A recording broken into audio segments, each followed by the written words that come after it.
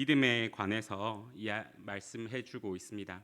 바울은 이제 갈라디아 교인들에게 이제 그들이 율법으로서 살아갈 것이 아니라 믿음으로서 살아가야 될 것과, 그리고 지금 다른 복음을 전하는 자들이 갈라디아 지역의 교인들에게 말하고 있는 그 율법은 이제 폐하여 없어지는 것, 그리고 그것은 아무런 능력이 없음을 계속해서 이야기하고 있습니다.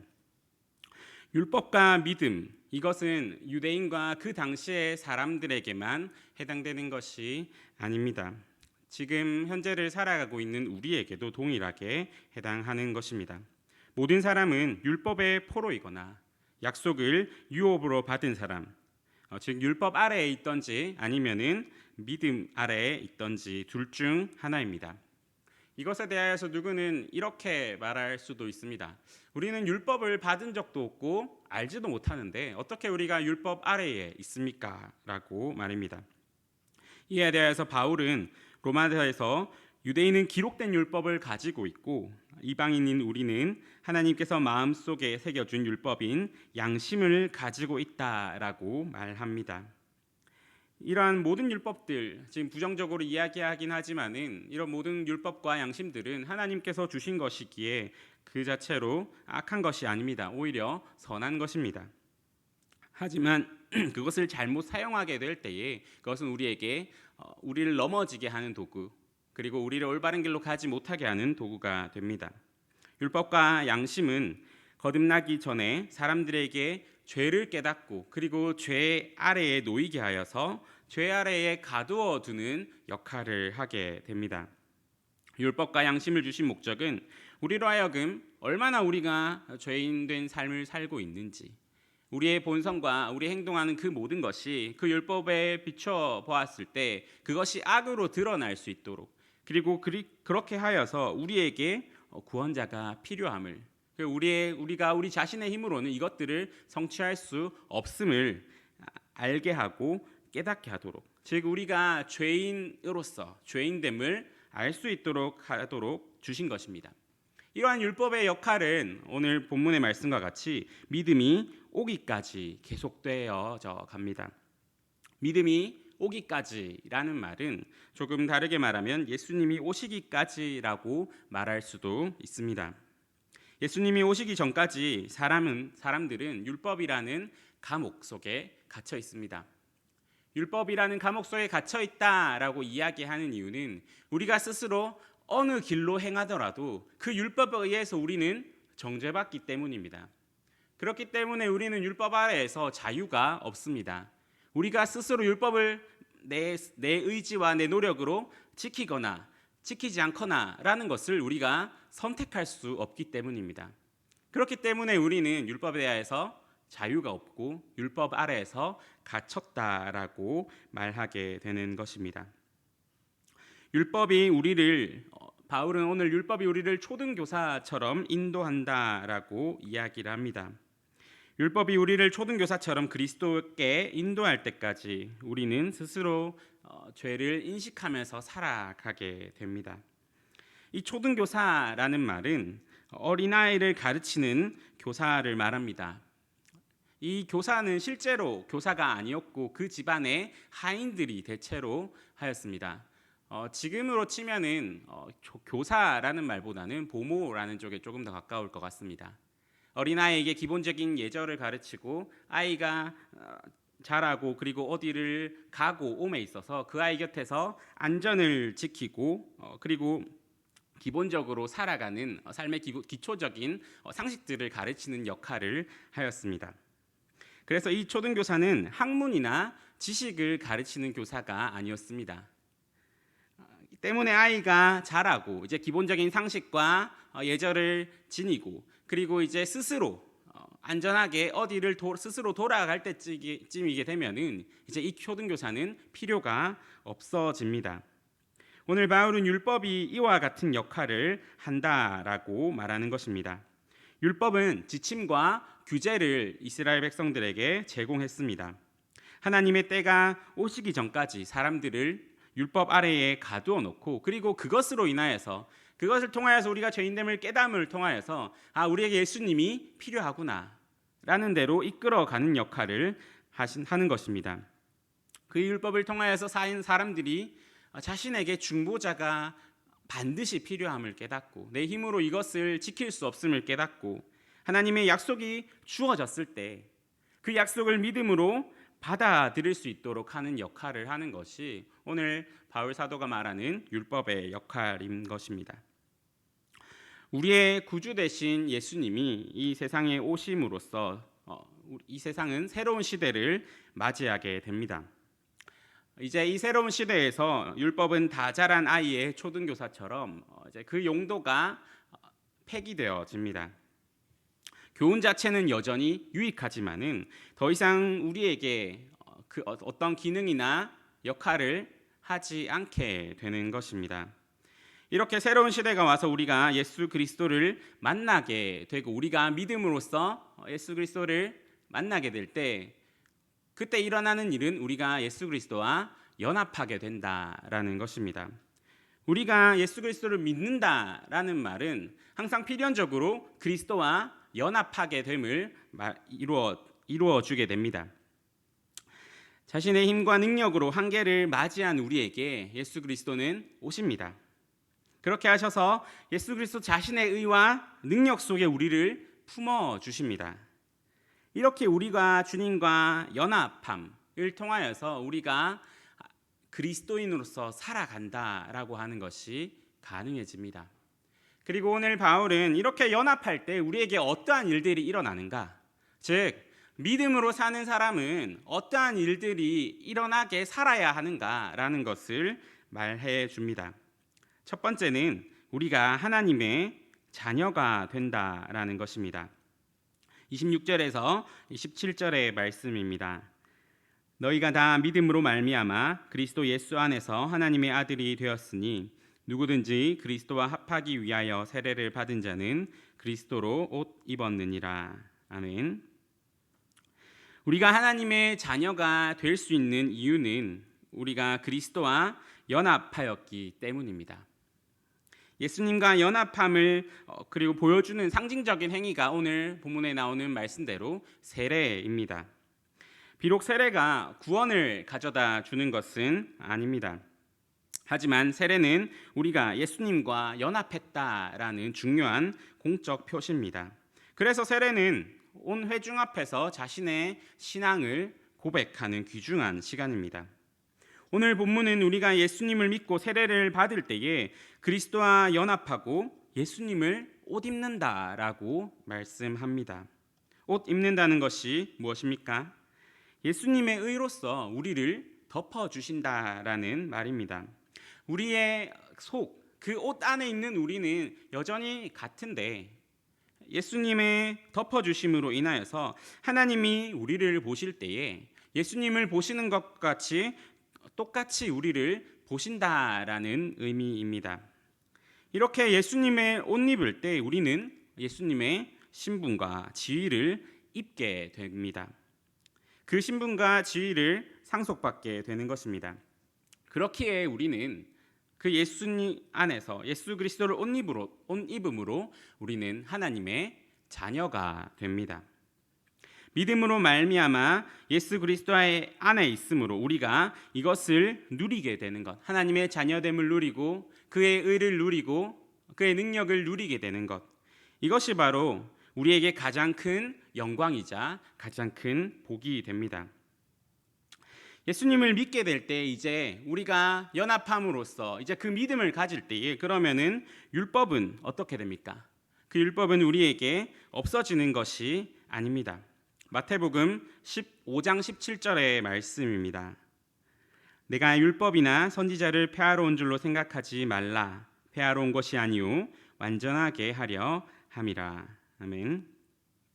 율법으로 의롭다함을 얻으려고 했던 그 율법이 자신에게 모든 것이었던 유대인들에게는 예수님이 오셔서 하는 모든 행동들, 자신이 규정되어진 율법들을 다르게 하는 그 모든 행동들을 통하여서 예수님은 율법을 폐하러 왔다, 율법을 안 지킨다라고 이야기를 했습니다. 하지만 예수님은 이러한 말에 폐하는 것이 아니라 완전하게 하러 왔다라고 말씀하십니다. 이 완전하게 하다라는 말은 본래 의미를 회복하다, 정확하게 해석하다라는 의미를 가지고 있습니다. 이 시기에 폐하러 왔다, 너가 율법을 폐한다, 그리고 내가 율법을 완전하게 한다라는 말은 새로운 말들이 아니라 율법학자들 사이에서 종종 있었던 말이었습니다. 처음에 하나님이 율법을 주셨고, 그리고 그 율법을 해석함에 따라서 그 율법을 기반으로 하여서 구체적인 행동들, 행동 강령들이 율법학자들 사이에서 나오게 됩니다. 그러면 그 행동 강령들 속에서 이것이 율법을 온전하게 올바르게 해석하고 율법의 의미를 온전히 드러내지 못하는 것이다 라고 할 때 그들은 그것을 가리켜서 너는 율법을 폐하고 있다라고 말했습니다. 그리고 그것들을 변론할 때에 아니다, 나는 이 율법이 주신 목적과 그 율법의 방향성을 올바르게 포함하고 있다라고 말할 때에 그 율법을 나는 온전하게 해석하고 있다, 바르게 해석하고 있다, 나는 완전하게 한다라고 이야기를 했습니다. 예수님은 오늘 그 율법, 이 유대인들에게 대하여서 내가 율법을 바르게 해석하고 있다, 이것이 올바른 것이고 그 율법과 모세와 선지자들을 통하여서 그 모든 것이 가르치는 것이 바로 나이다라고 말씀하고 있는 것입니다. 그러면은 잘못 생각하고 있었던 유대인들의 율법 개념이 어떤 것이었습니까? 그것은 유대인들이 생각하는 율법은 계약이라는 의미를 가지고 있습니다. 행하면은 복을 받고 행하지 않으면은 벌을 받는 계약을 유대인들은 율법을 통하여서 하나님과 한 것입니다. 이때 하나님, 그들에게 있어서, 유대인들에게 있어서 하나님은 저기 저 밖에서 내 행동을 두고 판단하시는 하나님으로만 존재하게 됩니다. 율법 앞에서는 자신과 율법만이 있어서 내가 이제 이 율법 앞에서 내 행동으로서, 내 능력으로서 어떻게 할 것인가, 그리고 그 행동의 결과에 따라서 나는 복을 받고 아니면은 벌을 받게 되는 것, 이것이 유대인들이 생각하였던 율법관입니다. 하지만 예수님이 오심으로써 우리는 그 율법을 조금 다르게 대하게 됩니다. 예수님이 오심으로써 우리는 예수님과 연합하고 예수님 안에서 율법을 대하게 됩니다. 이제 유대인들의 율법관과는 달리 그 율법 앞에 서 있을 때 우리는 혼자가 아니라 예수님과 함께인 것입니다. 예수님 안에서 성령님의 능력으로 거듭난 우리의 영혼은 이제 율법을 대할 때에 그리스도를 옷 입고 성령의 능력으로서 율법을 마주하게 됩니다. 그때 율법은 이제 우리를 정죄하게 하는 역할이 아니고 바른 길을 알려주고 그 길을 행하는 성도들에게 하나님이 약속하신 복을 경험하게 해줍니다. 그렇기 때문에 우리는 예수님 안에 있을 때에야 비로소 율법의 완전함을 경험할 수 있게 되는 것입니다. 그 길을 행하는 성도들에게 완전함과 복을 경험하게 해주는 것, 이것이 바로 자녀됨의 영광입니다. 우리가 자녀됨이라고 할 때 그 자녀됨은 하나님은 단지 저쪽에 계셔서 우리의 행동으로 판단하는 분으로 여기지 않게 합니다.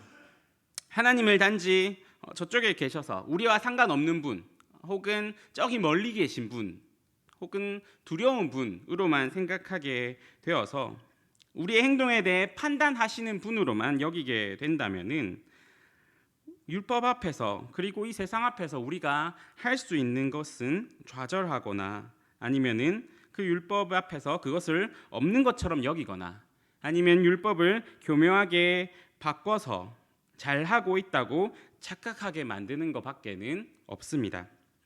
우리가 할 수 있는 것이 없기 때문입니다. 그리고 그 모든 것을 거쳐서 그 끝에서 마주하게 되는 것은 고독과 절망입니다. 그리고 그로 인한 도피입니다. 이것이 그리스도를 만나지 못한 사람들의 모습입니다. 한번 우리가 현대사회, 그리고 이때까지의 우리의 세상의 삶들, 그리고 세상의 모습들을 한번 생각해 본다면은 결국 인간은 그 자신의 삶, 그리고 올바름, 선함에 대하여서 좌절하거나 왜곡하거나 도피함으로써 그것들을 이루어 왔다라고 할 수 있습니다. 계속해서 새로운 주장과 그리고 실패, 그리고 다른 방법으로 선을 이루어함과 실패, 그리고 다른 방법으로 올바름을 이루어함과 그것도 그러한 실패, 이것들이 우리의 역사이지 않습니까? 하지만 하나님의 자녀가 될 때 이것은 조금 달라집니다. 율법이 우리를 판단하는 것이 아니라 우리에게 목적으로 주어집니다. 그리고 우리를 자녀 삼아 주신 하나님은 그리스도의 장성한 분량에 이르기까지 우리를 양육하여 주십니다. 때로는 좋은 것으로, 때로는 훈계로 우리를 인도하여 주시는 것입니다. 이러한 하나님의 인도하심 아래에서 우리는 율법을 누림으로 하나님을 알아갑니다. 이것이 예수님이 말씀하신 율법의 완전함입니다. 그리고 이 모든 것이 하나님의 자녀가 받는 복입니다.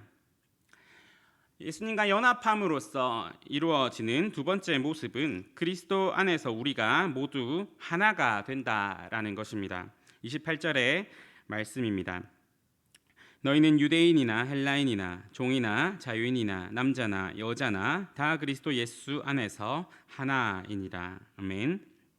이 하나이니라라는 것을 문자적으로 읽는다면 너희는 모두 한 사람이다라는 말입니다. 우리는 그리스도 안에서 하나님의 자녀로서 하나님께 속해 있을 뿐 아니라 우리는 서로에게 속해 있기도 한 것입니다.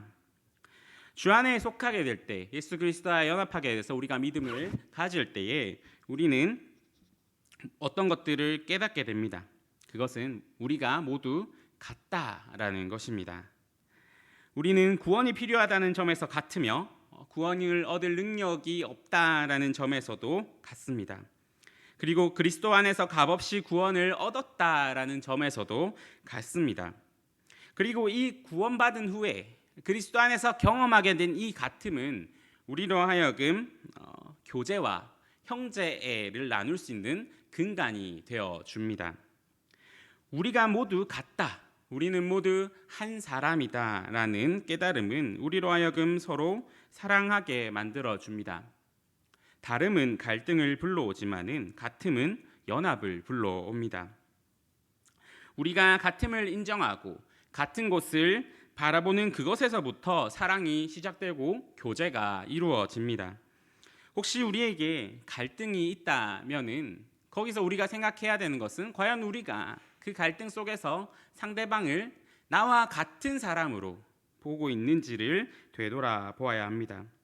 주님의 말씀과 진리 안에서 주님의 은혜가 아니었다면 사랑하기 힘들었던 사람들을 사랑하게 되는 것, 이것이 우리에게 주어진 놀라운 은혜입니다.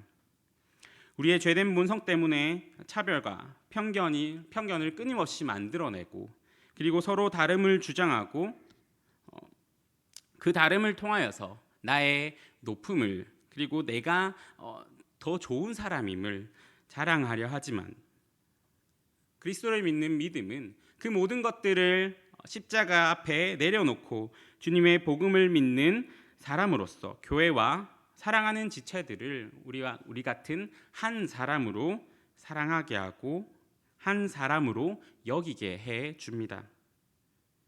이러한 모습이 한 몸 된 교회의 모습입니다. 탈무드에 이런 이야기가 있습니다. 어떤 마을에 몸은 한 개인데 머리가 두 개인 아이가 태어났습니다. 그런데 사람들은 이 아이를 두고 이 아이를 한 사람으로 세워야 하는지 아니면 두 사람으로 세워야 하는지를 두고 논쟁이 벌어졌습니다.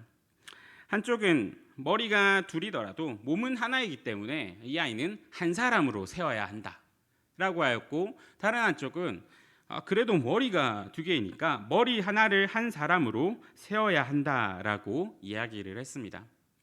결국 논쟁 과정에서 대답을 찾지 못한 사람들은 그 마을의 랍비에게 찾아갑니다. 그리고 이 아기를 한 사람으로 세워야 합니까? 아니면은 두 사람으로 세워야 합니까? 라고 질문하였습니다. 그때 랍비는 다음과 같은 결론을 내렸습니다. 만약 한쪽 머리에 고통을 주어서 다른 쪽 머리가 비명을 지른다면 한 사람인 것이고, 한쪽 머리에 고통을 주었을 때 다른 쪽 머리가 아무렇지도 않은 표정을 짓고 있다면 두 사람이다라고 말입니다. 우리가 하나이다, 우리가 한 몸이다 라고 할 때 가장 먼저 이루어져야 하는 것이 무엇이겠습니까? 상대의 고통을 같이 아파해 주는 것, 그리고 상대의 감정을 같이 느껴주는 것, 그리고 우리 공동체에 죄와 허물이 있을 때 그것을 내가 하나님 앞에서 지은 죄처럼 붙잡고 씨름하며 회개하고 나아가는 것, 이것으로써 우리는 우리의 하나됨, 하나님이 하나 되게 하신 것을 지켜내야 합니다. 세상은 계속해서 다름을 이야기합니다. 너와 나는 사는 곳이 달라, 너와 나는 가진 재산이 달라, 너와 나는 걸치고 있는 옷, 그리고 가지고 있는 가방이 달라 라고 이야기합니다. 그렇게 함으로써 계속 다름을 주장함으로써 찢어져서 계속 그 위에 내가 서려고 합니다. 이러한 세상 속에서 그리스도와 연합한 성도는 예수님의 사랑 안에서 하나됨을 지켜나갑니다. 그리스도와 연합함으로, 섬김과 희생으로 하나됨을 지켜나가는 공동체가 예수 그리스도와 연합하여 한 몸된 사람들이 있는 곳, 바로 교회인 것입니다. 주 안에서 하나된 성도 여러분, 믿음은 그저 우리의 생각이나 우리의 감정으로 이루어지는 것이 아닙니다. 우리의 믿음은 실제적이고 실천적입니다. 우리가 믿는다라고 할 때 그것은 내가 하나님을 믿는다라는 생각이나 말이 아닙니다. 그것은 우리의 믿음을 보증해 주지도 못하고 확인해 주지도 못합니다. 우리가 믿음을 가지고 있다라고 할 때 우리가 가장 먼저 생각해야 되는 것은 우리가 그리스도와 연합하고 있나, 내가 그리스도와 연합함으로써 내가 그리스도를 옷 입고 있나라고 하는 것입니다. 믿음은 우리의 상태를 말해 줍니다. 우리가 함께 가장 먼저 믿음의 근원 되신 예수 그리스도를 바라보아야 합니다. 우리의 믿음은 예수 그리스도를 바라봄으로써 시작하고, 그리고 예수 그리스도와 연합함으로 그리스도를 옷 입고 그 은혜와 사랑을 깨달아서 하나님의 자녀의 영광을 누리고 주님이 하나로 불러 모아주신 교회 안에서 서로를 사랑하고 함께 기뻐하고 함께 슬퍼하며 한 몸된 한 교회됨을 이루어감으로써 나타나게 됩니다. 부디 우리가 우리의 믿음을 가지고 그리스도를 바라보고 생각할 때에 우리가 믿는다라고 하는 그것이 우리를 그리스도와 연합하는 자리로 이끌어가게 하고, 그곳에서 나타나는 것이 우리의 자녀됨과 그 자녀됨으로 인하여서 누리게 되는 그 영광과 복, 그리고 그 연합함으로 이루어내는 하나됨, 그것으로서 우리의 삶을, 그리고 우리의 믿음을 이루어가는 저와 여러분이 되기를 간절히 소망합니다. 기도하시겠습니다. 사랑의 하나님 아버지, 오늘도 주님의 사랑 안에 거하다가 이 자리에 나와 말씀 듣게 하여 주심에 감사합니다. 하나님의 말씀을